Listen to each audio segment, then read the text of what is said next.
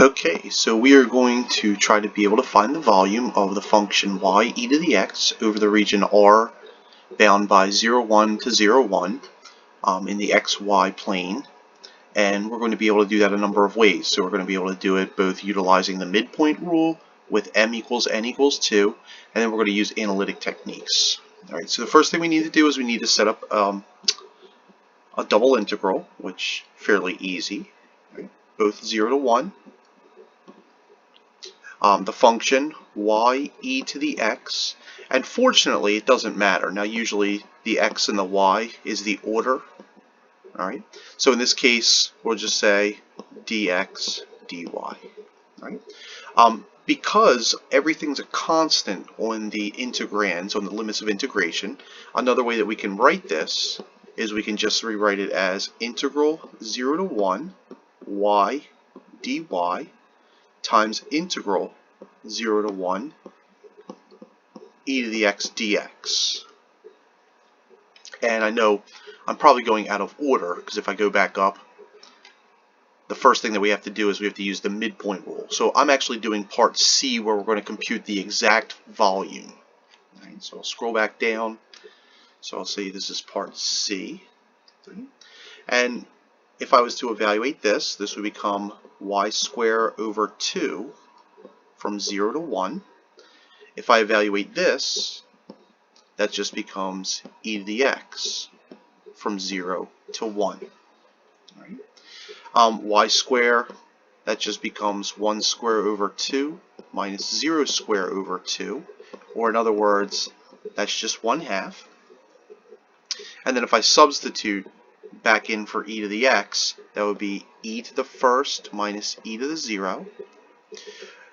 Or in other words, that just becomes e minus 1. Okay, so it looks like that the exact area, or the exact volume, is going to be 1/2 e minus 1. Alright, so we'll hold on to that. We'll get an approximation later after we do the midpoint rule.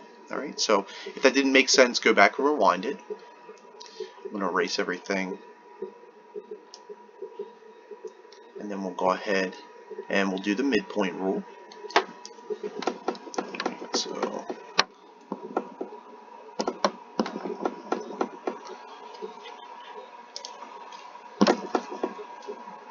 bear with me.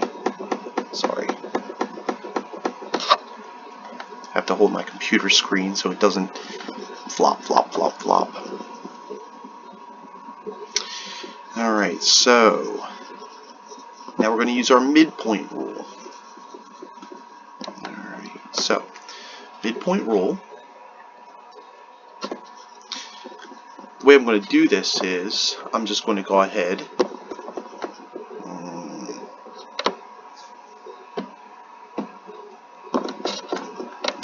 Not sure what's going on with this. There it goes. Alright. Midpoint rule. So this is part B. What I'm going to do is I'm just going to draw a box. Okay. Now this is 0 to 1 in the x direction, and this is 0 to 1 in the y direction.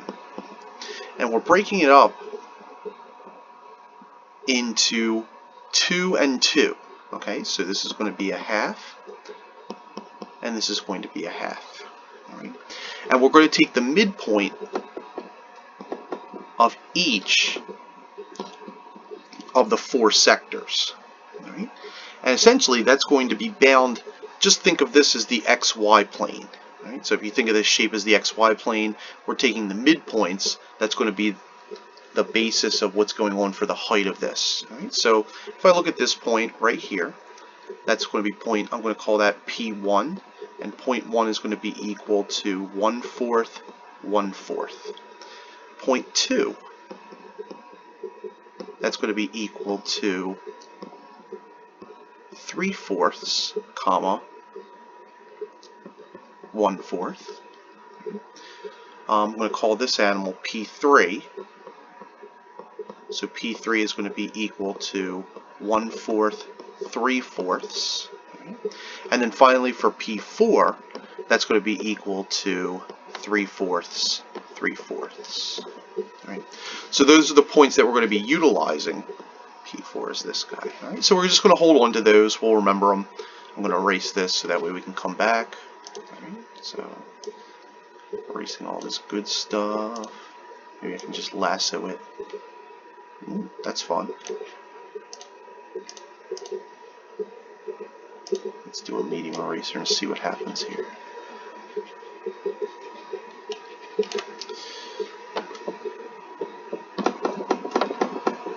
There. Eraser.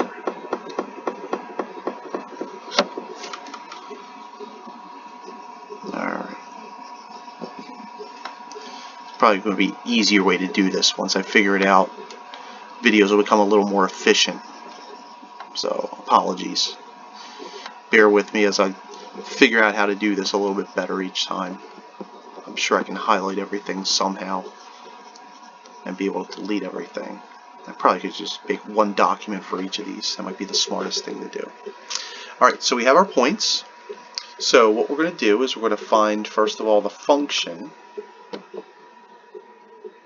And we're going to just say the function at the point 1/4, 1/4. Okay, so that's going to be 1/4 e to the 1/4. Okay. And then we're going to find f at the second point, which was 3/4, 1/4. Okay, so that's going to be 1/4 e to the 3/4. Then we're going to find the function at 1/4, 3/4. So that's our third point. And that's going to be equal to 3/4 e to the 1/4. And then finally, we're going to find the function, and we're going to evaluate it at 3/4, 3/4. And that's going to be 3/4 e to the 3/4. All right. Now remember, those represent the heights, the z's of the functions. Okay, so we still have to multiply each of those by the base times the width. So essentially what we're doing is we're going to be getting these rectangular solids that are jettisoning from the base. So we have a length times a width times a height. Now we know that for each of the x's and y's, we know that delta x is a half. All right? And the reason we know that is because we broke these up into, if you remember, we had this shape. So remember we had 0, a half, and 1. All right? So our delta x is the change to going from each of the different midpoints. And then remember we had 0, 1/2, and 1. So delta y is going to be that change as well. So delta y is going to be equal to 1/2 as well. Alright, so almost done. I'm going to be able to clear everything. Let's see if I can clear all this out nicely. Let's see what happens if I do all that. Ooh, magic. Didn't clear it out as much as I wanted it to. Let's see. Let's see what happens if I do that. It's probably a lot less painful than watching me go through everything again. Okay.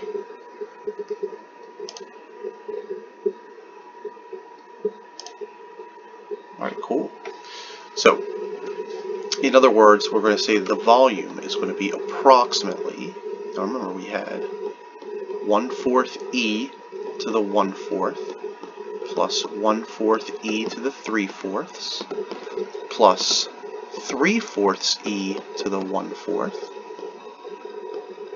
plus 3/4 e to the 3/4 times 1/2, okay, which is delta x, times 1/2, which is delta y. Right?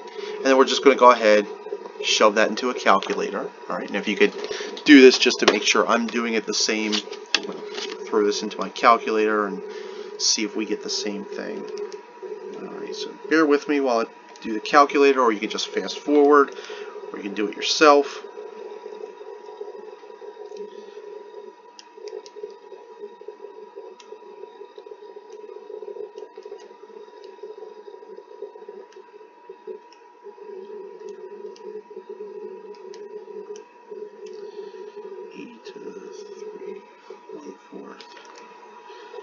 then finally plus 0.75 e to the 3/4. Alright. And then I'm going to multiply that by 1/2. Multiply that by 1/2. Alright.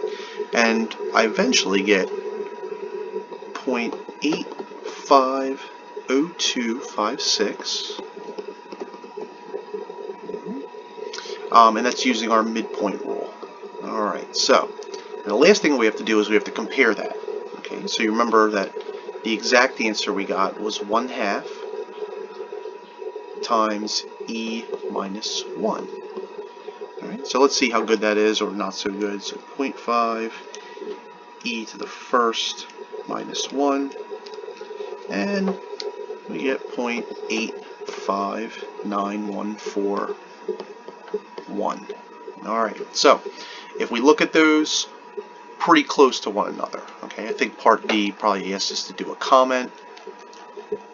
Alright, so part D says compare and comment on the differences in the volumes. Obviously they're really close together. So if I was to make some sort of comment about this, for part D, we would say accurate to the hundredths place.